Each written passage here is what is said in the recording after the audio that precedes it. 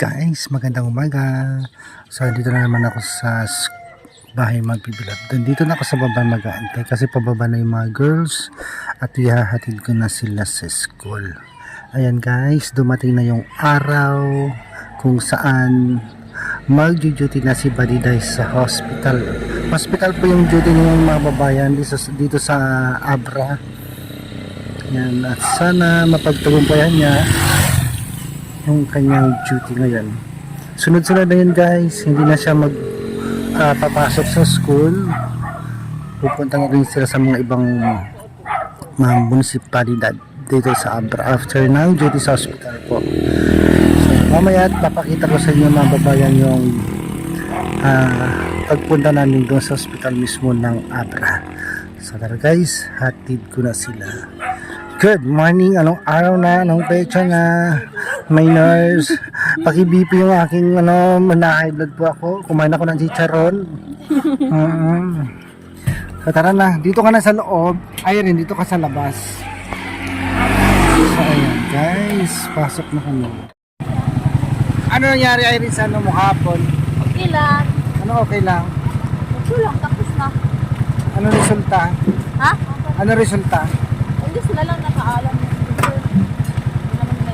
Good morning mga babayan. So nandito na kami sa Provincial Hospital ng Abra. Ayan, dito na Ano ba 'yon? Duty si Badiday. Ayan, mga babayan kasama na dito na yung mga kasama niyang student nurse. Ang tawag doon is student nurse or nursing student? Student na. Student. Okay. Mamaya na daw. Mamaya na daw 'yan. Asa yung nilalagay mo sa ulo? Ayan. Anong pakiramdam dahil eto na, natupad na rin sa wakas? Yung pakiramdam ko kaya to excited na kinabahan kasi siyempre ngayon kaya to is kaharap na namin yung mga doctors, yung mga lahat ng mga dito sa mga 35 daw yata yung mga doon sa amin. Tunay na buhay na to ha, hindi na to eskwela. Wala na. Pasyente na talaga. Oo, yan na talaga yung namin. Kaya siyempre kagabi nag-review ko yung mga vital signs ko kasi pa kami observe pa diba? Observe pero sabi ng ito is kung kaya na namin pili na kami doon sa mga kaya yung kung kaya na namin sa mga pasyente pili kami na yung sa palagay mo kaya mo? Kaya ko naman sa palagay ko. Kaya mo yan. Kaya ko naman. Oo. Siyempre Kuya Toy is yun yung course ko. Talagang talaga ako Kuya Toy. Magsikap talaga ako, nakakayanin ko po. Pahirap na po yung namin. Kasi pagkatapos ito Kuya Toy, meron kaming case study, individual. Kaya okay lang yung thesis kasi by grouping, pero yung case study maraming isa-isa talaga. Matanong ko sa'yo, ilang araw kayo dito? Ito is kayo ngayon beto is orientation hanggang alas 4 ng hapon. Parang siguro mag-duty na parang kami sa hospital. Orientation diretso na siya, parang OJT. Pero pagkatapos doon sa Sabado na naman punta kami sa yung sinabi ko sa'yo? San Quintin. San Quintin. Ay malayo, yung palabas ng Abra na yun. San Quintin, then pagkatapos Piligan. Pagkatapos PPH, yung apat na grupo is kami mag Kung San Quintin, palabas na yun ng Abra. Pero may bus daw. May bus naman. Pwede naman ako mag-atid pero ang layo, sobra. Ang layo kasi. Oo. Yan na siguro yung may 500 siguro yung... Nagbigay ka na ba? Wala pa may bigay. Ayun. Wala pa. Saka na ako magbayad pag sabi na yun. Pag sinabi na niyang itong mga sa kabilang side ng mga estudyante, Iba-iba. anong eskwela yan kaya to? Sa kaya tayo sa... Private yata yan. Private din. Divine Word ka. Divine yan eh. Divine. Iba-iba pala kayo ng uniform. Kaya ngayon is na kami mag-abot-abot na po yung mga dito. Isa na kami sa orientation.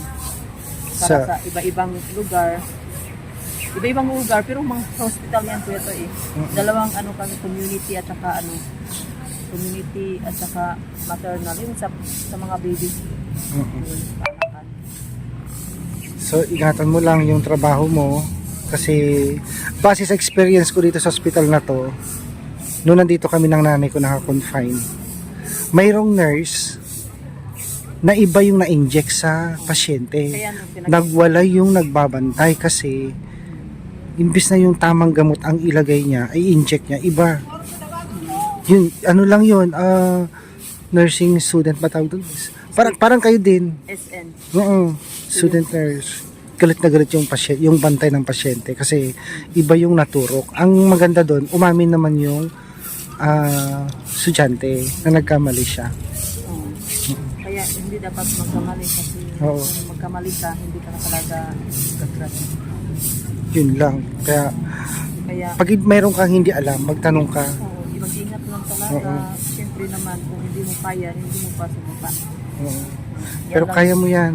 Pero sa ngayon, review ko lahat yung mga vital signs, especially yung mga first na gagawin ko dito, yung mga BP, ganyan, mga ano lang sa mga yun lang yung iano namin. Pero sa mga mag-ano pa kami, observation pa yun.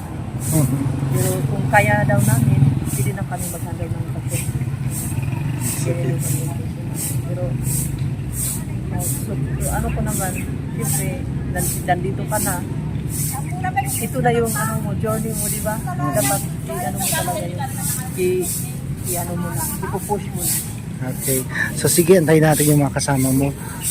Hindi mo na ako aalis. Oo. So kung makita ko yung Yung friend ko. group ninyo, kasi ibang eskwelahan to eh, divine to eh. Di ba kasi yung suit nilang Ito uniform? na yung mga kasama ko din. Andiyan na sila. Yun na, unti-unti lang. Okay, tara na, punta tayo doon. Hello, good morning guys. So nandito na ako ngayon, kasama ko yung mga nursing student. Ito na yung mga kasama ni Badiday. Ayan, hello, good morning. Congratulations ulit sa capping ninyo. Ayan, masaya ba? Siyempre, Anong pakiramdam ngayon nandito na kayo sa ospital? Hindi na kayo estudyante.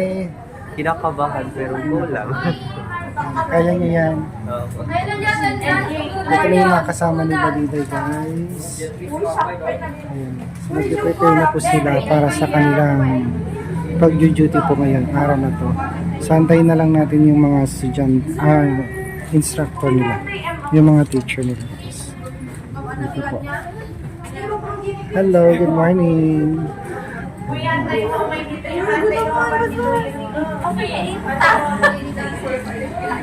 Yan mga babayan, papunta na yung mga nursing student kasama si Badiday. Dito na sila mismo sa hospital mag-duty ngayon. Sana, oo, okay na. Punta na kayo, duty na kayo. O sa loob kayo mismo pupunta eh. Sa loob ng hospital. Ayan, good luck sa inyo. Okay. So tingnan natin guys. Ito yung hospital guys ng Abra. Papunta na lahat sila doon sa entrance.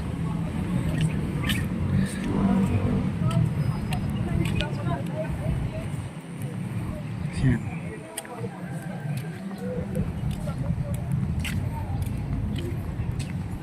Ito na yung mga kasama ni Badiday guys. So ayan. Good luck sa inyo guys. Totoong buhay na to, hindi na to